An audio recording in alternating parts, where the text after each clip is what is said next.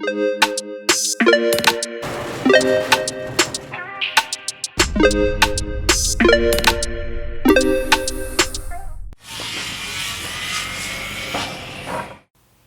welcome back to Limited Insight. It's episode 10 of the Granny Annexe build. This was originally intended to be the final part of the series, but as things have gone on a little bit and work isn't quite complete yet, we're probably going to have another 5 or 6 episodes until we can do the final episode where we discuss all of the costs involved up to this point and show you the finished product. So we're now into 12 weeks of having contractors here on site. Progress is steady, but there's still an awful lot to do. So let's just jump straight into what happened this week. So Monday actually got worked. Our builders usually shirk off Mondays, but this time not so. Instead, all of the internal walls got plasterboarded. These absolutely fly up, obviously with large areas being covered with every panel secured in place. Looks great now, no more breeze blocks staring at you. They had to cut a lot of holes out for various sockets and switches. Looks a decent job and is ready to get plastered possibly next week. Tuesday then, and work was concentrated on hooking the waste pipe up to the sewer.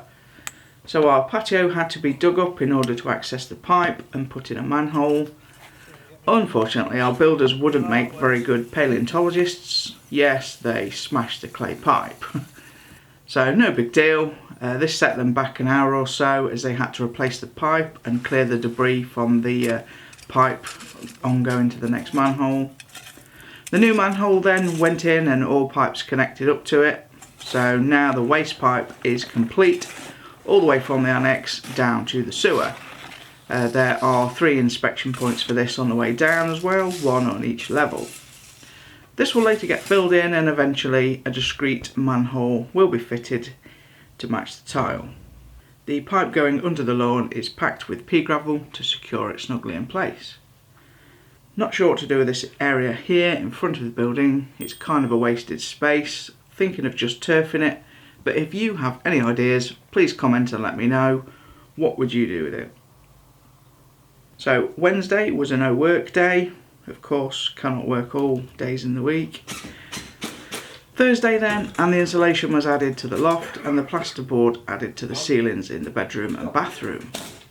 The boards used are the same as the walls in here.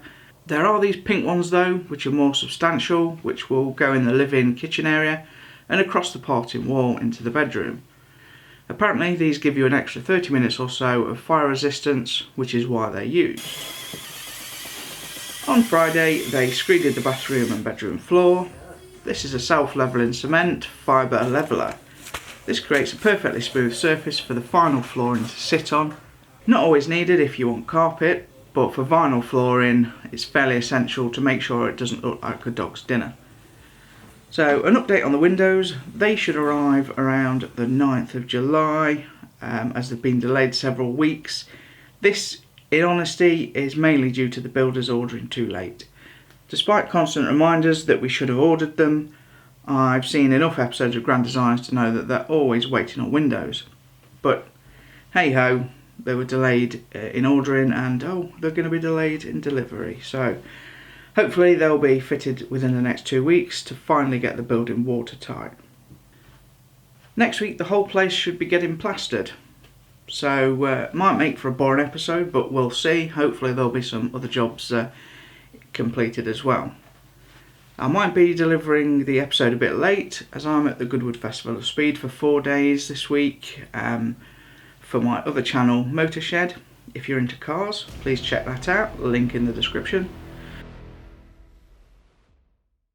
So that's it for this one then. Thank you very much for watching. I'll see you next week. Bye bye.